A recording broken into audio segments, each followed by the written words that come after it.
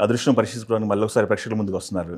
ఏంటి పరిస్థితి? వర్క్ అంతా కంప్లీట్ అయిపోయిందా, లేకపోతే ఏంటి హెక్టిక్లో ఉన్నారా?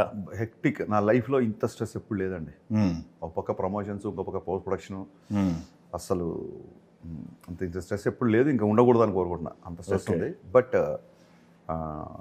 దీనికి తగ్గట్టుగా ఎక్సైట్మెంట్ ఉంది. అందుకే ఇన్ని పనులు చేయగలుగుతాం.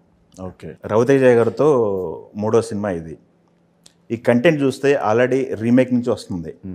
రీమేక్కి మన సినిమాకి డిఫరెన్స్ కోసం ఏమైనా జాగ్రత్తలు తీసుకున్నారా? ఎంత డిఫరెన్స్ ఉంటుంది? 60 to 80% చేంజ్ ఉంటుంది.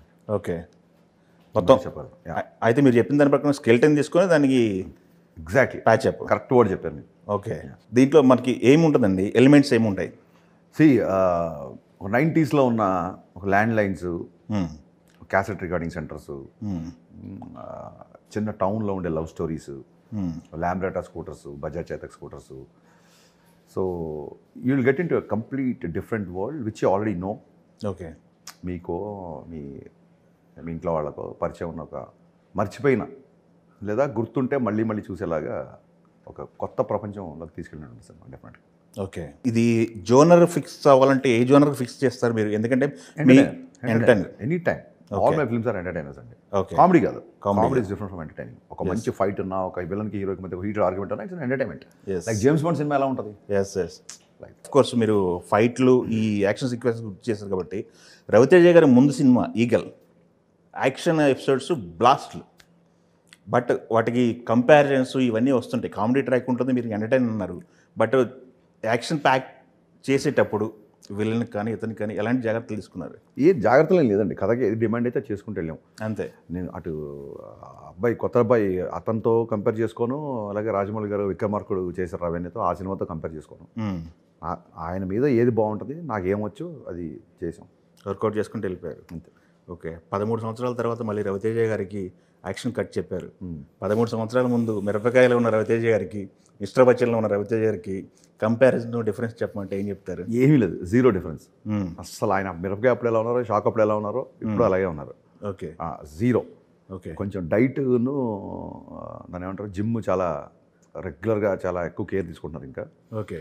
ఇన్ఫ్యాక్ట్ అప్పటికంటే ఇప్పుడు ఇంకా యంగ్గా ఉన్నారని చెప్పొచ్చు ఎనర్జీ పరంగా. కాశ్మీర్లో ఒక కొండ ఉంటుంది పైన, సితార్ సాంగ్కి. నెక్స్ట్ షాట్ అక్కడ అనేసరికి మేము రెడీ అయ్యేసరికి టక టక టక టక మామూలు ఏదో అలా ఎక్కేసి వెళ్ళిపోయారు. ఆయనకంటే చిన్నవాళ్ళు ఏజ్లో చాలామంది ఆ కొండెక్కి పైకి వెళ్ళి రొప్పుతా కింద కాసేపు కూర్చొని కింద సామాన్లు పెట్టేసి చాలా ఇబ్బంది పడ్డారు. Okay. So now he's more young than Mirapakay actually. Okay.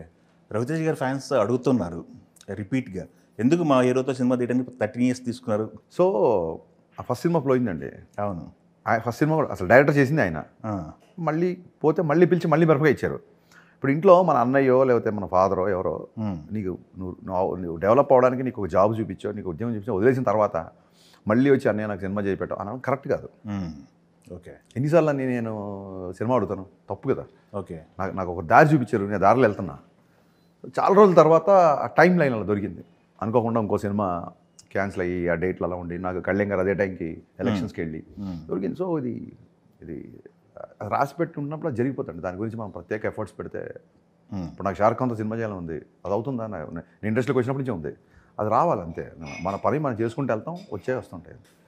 నాకు తెలిసి ఇది 7 monthsలో పూర్తి చేశారు కదా సినిమా. 7 monthsలో బయటకు వస్తుంది. ఫాస్టెస్ట్ మూవీ ఇదేనా, లేకపోతే దీనికంటే ఇంకా తక్కువ డేస్ ఫాస్ట్గా తీసిన సినిమా ఇదే. గబ్బర్ సింగ్ ఇంతకంటే ఫాస్ట్గా తీసాము, సమ్మర్ రిలీజ్ రావాలని. ఓకే. ఇది కూడా ఫాస్ట్గా అయిపోయేది. గబ్బర్ సింగ్ ఏంటంటే ఒక 1 year నుంచి ప్రిపేర్ అయ్యాం కాబట్టి చాలా ఫాస్ట్గా తీయగలిగాం. ఇది జస్ట్ నవంబర్లో సినిమా అనుకుని డిసెంబర్లో ఎండ్, జనవరి కల్లా షూటింగ్ స్టార్ట్ చేసాం. సో నాకు తెలిసి ఒక డైరెక్టర్ పరంగా, వర్క్ పరంగా చూస్తే చాలా ఫాస్టెస్ట్ ఫిల్మ్ ఇదే నా కెరీర్. ఏమో మీరు గబ్బర్ సింగ్ తర్వాత ఈ ఫిల్మ్ అంటున్నారు. గబ్బర్ సింగ్ లాంటి రిజల్ట్ ఏమన్నా మీకు రిపీట్ అయితే చదాస్తూ రావాలని కోరుకోండి. కదా.